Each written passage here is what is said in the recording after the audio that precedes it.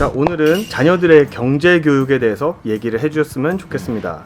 영어로 해주시면 부모님과 학생들이 같이 볼 수 있어서. Okay, a lot of people try to pursue college degree and beyond, not even understanding what they exactly want this for. Let's be real, money is not the only benchmark that defines somebody's happiness, but let's be real, that's probably the easiest benchmark that everybody uses to try to define somebody's success. I think money's important, a lot more than you knowing how to freaking take integrals or derivatives in your calculus class. I think it's a lot more important. First, I think people need to understand how you can exactly make that money. And so what I normally do is when I'm done with all the college apps for my seniors, I always tell them to open up their stock accounts. A lot of people believe, especially within our Korean community, we all have this misconception of stock is a gamble. Like, it's a pure gamble. You might lose a lot of money. And we have heard at least a couple stories within our whole family lines that, hey, somebody went bankrupt with all the stock, doings and all that. And I'm like, no, that's because you don't know how to properly invest. One of the most beautiful things about being young is that you can invest earlier on. What that means is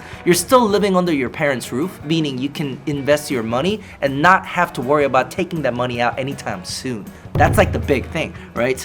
See, like us in the 30s, we have to worry about, shoot, like if I don't have that cash tomorrow, I'm gonna be worried. But when you're 16, 17 years old, and given that you can start your damn Roth IRA accounts when you're 18, I think you should really learn how to invest properly by investing in a long term. I could tell you all about people who have invested in US stocks for the past 10 years consistently without trying to gamble any game in the middle of it. I cannot tell you one person who lost their money. Let's talk about some of the companies that we know it's going to continue to exist for the next 10 years. We got Apple, Amazon, Microsoft, you name it. I mean, just name me one company. You don't even have to go that far. Just grab one company that you know will continue to exist for the next 10 years, invest your money, forget about it.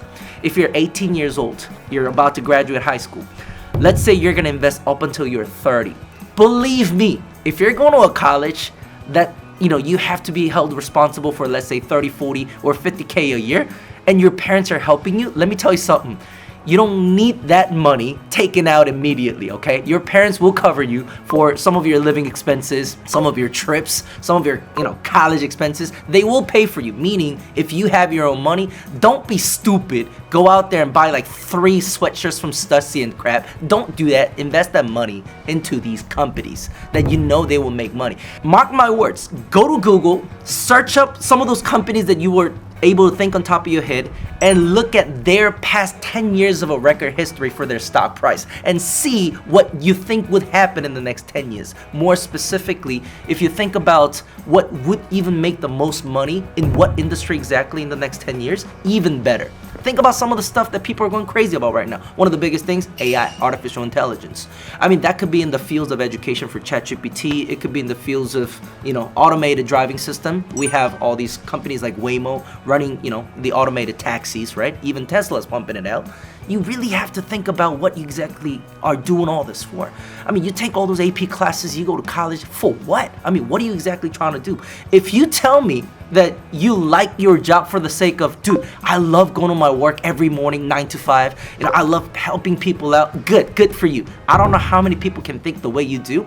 And believe me, I like my job. But let's be real. If I could choose in between working for 9 to 5 versus playing video games for 9 to 5, I would pick video games all day if I could. I mean, yes, I do feel fulfilled helping students out and helping parents out and all that, but I mean, I'm a human being too. I want to take my leisures instead of, working through. So, I mean, you kind of have to find the right balance. But my theory is, if your financial stability is kind of up to par, well, that will give you more opportunities to be able to enjoy your work more because you're not just working for the sake of money.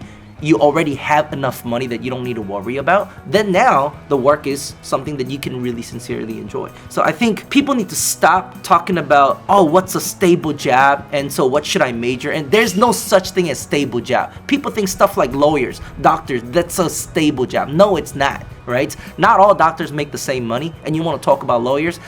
Some people are claiming that the lawyers will go out of business in the next 10 to 15 years because of ChatGPT. I mean, hell, there are already so many apps out there that have all the cases recorded in that system. So if you ever get into a car accident, let's say, and you just type in all the stuff that happened to you, it's gonna give you what some of the similar cases were and how the results turned out to be for both of the parties. Don't talk to me about a stable job. No, you should talk to me about the type of a job that you know you can go like a long term. You're not gonna get bored, you're not gonna get annoyed.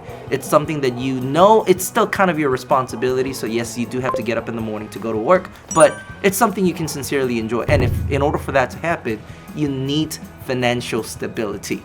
And so I don't care if you're, oh, I'm not into those like economic stuff. I don't care if you're not into economic stuff. You need to understand the economic situations, and you need to watch the news, and you have to understand how your money can be well utilized so that that money can make you money, not that your labors, your hours will make you money.